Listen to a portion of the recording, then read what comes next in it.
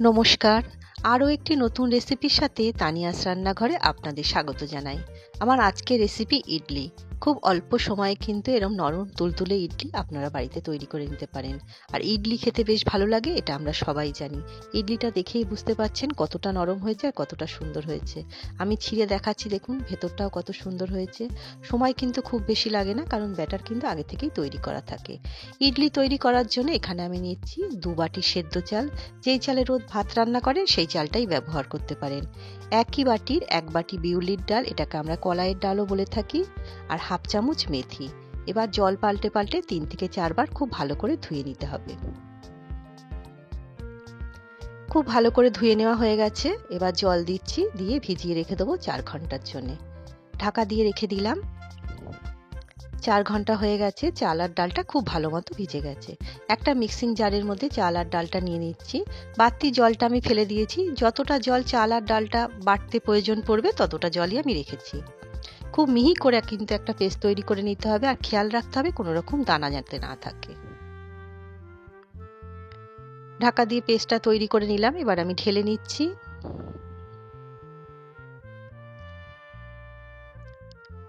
পেস্টটা কতটা মিহি হয়েছে আপনারা দেখে বুঝতেই পাচ্ছেন। এবার 1 থেকে 1.5 মিনিট সময় নিয়ে ভালো করে ফেটিয়ে নিতে হবে। ফেটিয়ে নেওয়া হয়ে গেছে। এবার ঢাকা দিয়ে সারা রাতের জন্য আমি রান্নাঘরে রেখে দিচ্ছি। সকাল হয়ে গেছে, ব্যাটারটা দেখুন ফুলে দ্বিগুণ হয়ে গেছে আর কতটা সুন্দর হয়ে গেছে। দেখে আপনারা বুঝতেই পাচ্ছেন ব্যাটারটা কতটা সুন্দর হয়েছে। ইডলি কিন্তু খুব ভালো মতো তৈরি হবে।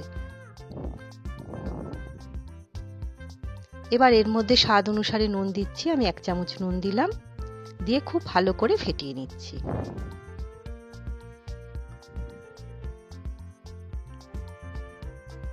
সামান্য একটুখানি জল লাগবে, অল্প একটু জল দিলাম, দিয়ে আবারও আমি খুব ভালো করে ফেটিয়ে নেব। ব্যাটারটা দেখুন ঠিক এরকম হয়েছে। বাড়ির যে কোনো স্টিলের বাটিতে কিন্তু ইডলি ভাপিয়ে নিতে পারেন, এর জন্য কিন্তু আলাদা কোনো ইডলি স্ট্যান্ডের প্রয়োজন নেই। আমি 3টে স্টিলের বাটি নিয়েছি, সামান্য একটুখানি তেল দিলাম। এবার তেলটা খুব ভালো করে ব্রাশ করে নিচ্ছি, যাতে ইডলিটা তুলতে খুব সুবিধে হয়।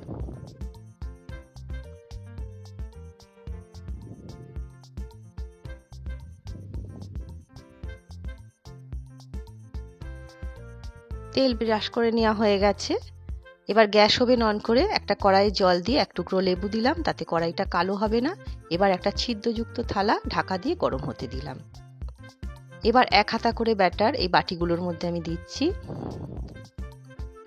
ভিডিওটা দেখে যদি আপনাদের ভালো লাগে তাহলে অবশ্যই লাইক, কমেন্ট, শেয়ার আর সাবস্ক্রাইব করবেন।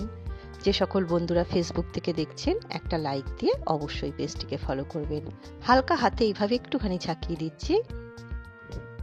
এবার ইডলিগুলো আমি ভাপাতে বসিয়ে দেবো। আমি 10 মিনিট একটু গরম করে নিয়েছিলাম। এবার ইডলিগুলো বসিয়ে দিলাম, দিয়ে ঢাকা দিয়ে 12 থেকে 15 মিনিট মিডিয়াম আঁচে কিন্তু ইডলিগুলো ভাপিয়ে নিতে হবে। গ্যাসের ফ্লেম মিডিয়ামেই রাখবেন।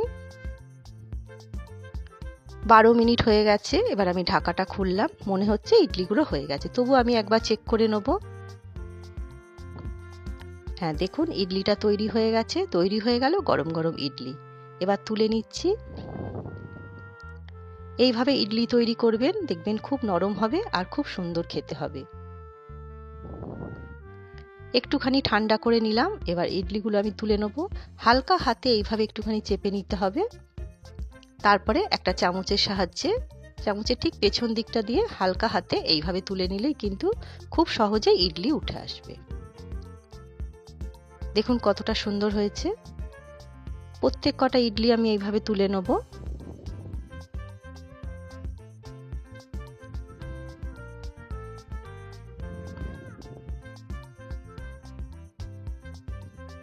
প্রত্যেক কটা ইডলি তুলে নেওয়া হয়ে গেছে।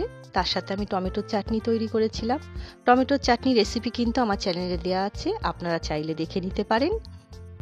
নারকেলের চাটনির সঙ্গেও খেতে পারেন বা টমেটোর চাটনির সঙ্গেও খেতে পারেন, খেতে কিন্তু বেশ ভালো লাগে। দেখুন কতটা নরম হয়েছে আর কতটা সুন্দর হয়েছে। খেতেও কিন্তু দুর্দান্ত হয়েছিল। আপনারা অবশ্যই বাড়িতে ট্রাই করুন, আশা করছি আপনাদেরও ভালো লাগবে। ভালো লাগলে ছোট্ট একটা কমেন্ট করে আমাকে জানাতে ভুলবেন না আপনাদের কেমন লাগলো। আজ তবে এই পর্যন্তই। দেখা হবে পরের একটি নতুন রেসিপির সাথে। সবাই সুস্থ থাকবেন, ভালো থাকবেন।